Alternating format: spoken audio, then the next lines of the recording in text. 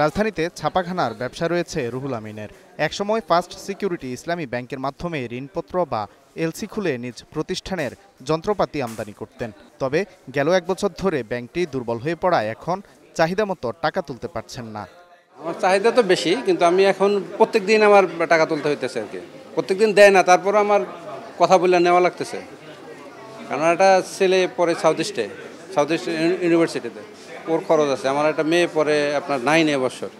তারপর আমার বাসা ভাড়া আছে, অফিস ভাড়া আছে, নিজের চলা লাগে, এরপরে ব্যবসায়িক একটা খরচ আছে।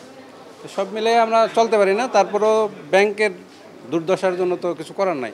এই ব্যাংক একসময় খুব ভালো ছিল, আমি চায়না থেকে ইম্পোর্টও করছি এদের মাধ্যমে।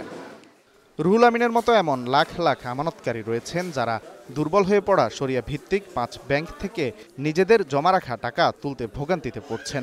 গেল 1 বছরে দফায় দফায় টাকা ধার নিলেও আমানতের টাকা ফেরত দিতে পারছে না এসব ব্যাংক। এই 5টি ব্যাংকে এখন একীভূত করে দেয়া হবে সরকারের মালিকানায়।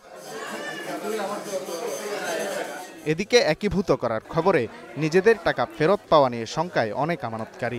আবার অনেকের দাবি দ্রুত একীভূত প্রক্রিয়া সম্পন্ন করার। পাশাপাশি এসব ব্যাংকে অনিয়মের সঙ্গে জড়িতদের বিচারের দাবিও তাদের। 5,000 টাকার জন্য দিছে চেক, 1,000 টাকা দিছে কাটিয়ে দিতেছে না, এই 1,000ই দিতেছে না। আমি একটা ডিপিএস করেছিলাম, আমার ডিপিএসটা ভাঙা হয়েছে গত মাসে। এখন গত মাস ওনারা টাকা দেনে বলছে এই মাসে আসছে, এখন বলতে আছে 5,000 করে নিতে। আমার প্রয়োজন, যে যখন প্রয়োজন, এখন 5,000 টাকা নিয়ে আমি কী করব? আমার দরকার পুরাটা। অনেক দিন যাবত এই ভুক্তভোগী যে টাকা নিতে আসছে, আজকে আমি 20,000 উঠাতে আসছি, দেখে 20,000 দিতে পারতেছে না। যদি সরকার নেয়, ইনশাল্লাহ আশা করি এটা ভালো হবে। সরকার গ্যারান্টি দিচ্ছে যে সরকারের আমানতকারী টাকা ফেরত দিবে, এবং সরকার বারবার গভর্নর সাহেব বলতেছে 20-25,000 কোটি টাকা গভর্নমেন্ট সাবসিডি দিয়ে হলে আমানতকারীদের টাকা ফেরত দেবে। এই জন্য আমরা সরকারের আস্থা রাখতেছি। কেন্দ্রীয় ব্যাংক বলছে একীভূত করার প্রাথমিক প্রক্রিয়া ইতিমধ্যেই শুরু করেছে সংস্থাটি। সরকারের থেকে সবুজ সংকেত পেলে পরবর্তী পদক্ষেপ শুরু করবে বাংলাদেশ ব্যাংক। এক্ষেত্রে অবশ্যই আমানতকারীদের স্বার্থকে প্রাধান্য দেওয়া হবে বলে জানিয়েছেন মুখপাত্র। যখন সাময়িকভাবে হলেও রাষ্ট্রের মালিকানায় চলে আসবে ব্যাংকগুলো, জনগণের আস্থা স্বাভাবিকভাবে বৃদ্ধি পাবে বলে আমরা বিশ্বাস করি।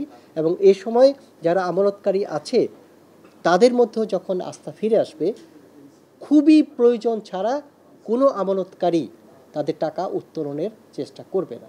কারণ তারা ভাববে যে ব্যাংকে আছে সে ব্যাংকের মালিক রাষ্ট্র, অর্থাৎ রাষ্ট্রের প্রতি আমার আত্মবিশ্বাস আছে যে রাষ্ট্রের কাছে আমার আমানত সুরক্ষিত। একীভূত করতে প্রাথমিকভাবে কেন্দ্রীয় ব্যাংক থেকে দেয়া হবে 20,000 কোটি টাকার তহবিল। আর নতুন ব্যাংকের নাম হতে পারে United Islami bank. Walid Sakib, Star News, Dhaka.